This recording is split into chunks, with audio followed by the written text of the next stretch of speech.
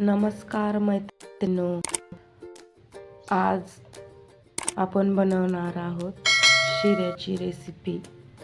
आज खास मुलीच्या हट्टापायी ही रेसिपी बनवण्यात येत आहे। तर चला, साहित्य: 1 वाटी भाजलेला रवा, 1 छोटी वाटी साखर, इलायची, किसलेलं खोबरं, थोडंसं दूध, तूप आणि फूड कलर।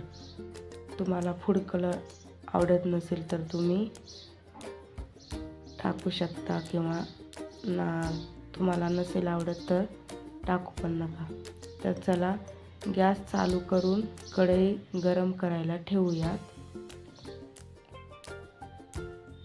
कढई गरम झाली की त्यामध्ये तुमच्या आवडीनुसार तेल किंवा तूप घालून घेऊ। इथे मी 1 ते 2 चमचे तूप घालून घेतलेलं आहे। त्यामध्ये खिसलेलं खोबरं घालून घेतलेलं आहे।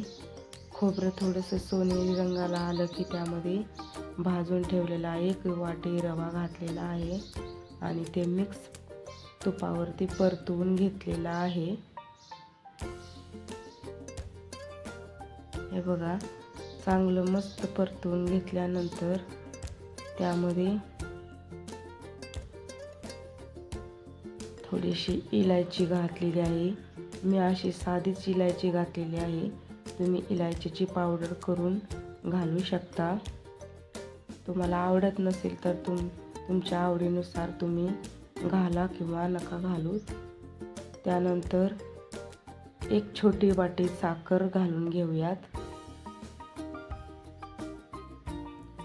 तुमच्या आवडीनुसार तुम्ही कमी जास्त गोड खाता त्या प्रमाणात तुम्ही साखर घालू शकता। साखर खात नसाल तर गूळ पण घालू शकता। तुमच्या आवडीनुसार फूड कलर घालून घ्या। जर तुम्हाला आवडत नसेल तर नका घालू, हे ऑप्शनल आहे।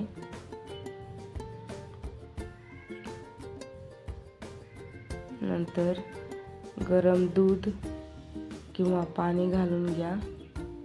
इथं मी दुधाचा वापर केलेला आहे आणि चांगले मिक्स करून घ्या। नाही मिक्स केले तर मग त्यामध्ये गाठी तयार होतील आणि आतमध्ये रवा तसाच राहील। आवश्यकतेनुसार थोडंसं पाणी अजून घालून घ्या, म्हणजे रवा मऊसूत शिजेल। पाणी घातल्यानंतर पण चांगली एकदा मिक्स करून घ्या।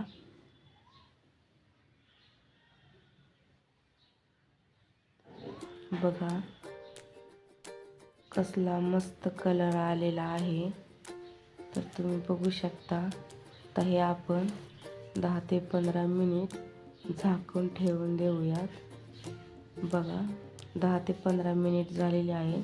तर चला आता आपण बघूया। बघा कसला कलर मस्त आलेला आहे आणि शिरा पण किती मऊ आणि लुसलुशीत झालेला आहे।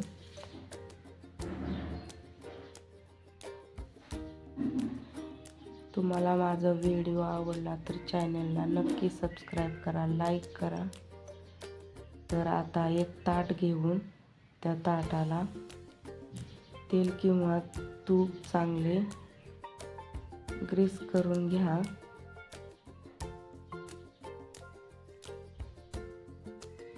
त्यामध्ये गरम शिरा घालून घ्या।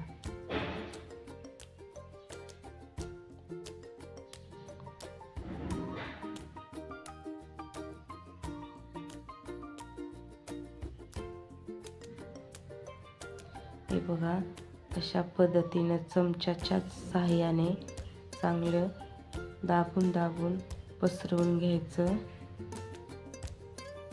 म्हणजे ते एक सेम साईजचे वडे तयार होतील।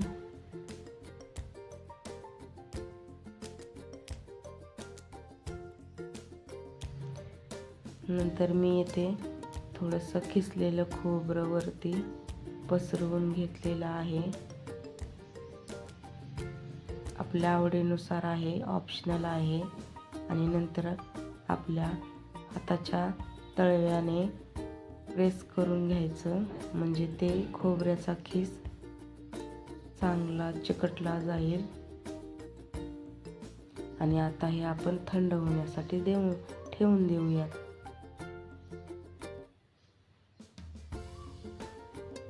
बघा थंड झालेलं आहे. तर आता आपण हे वड्या कट करून घेऊ. तुम्हाला तुमच्या आवडीनुसार कोणत्या शेपमध्ये कट करायचे आहे, डायमंड शेप, स्क्वेअरमध्ये तुम्ही करू शकता. आता आपण हे वड्या एका प्लेटमध्ये काढून घेऊयात. तर बघू शकता किती मस्त दिसत आहे.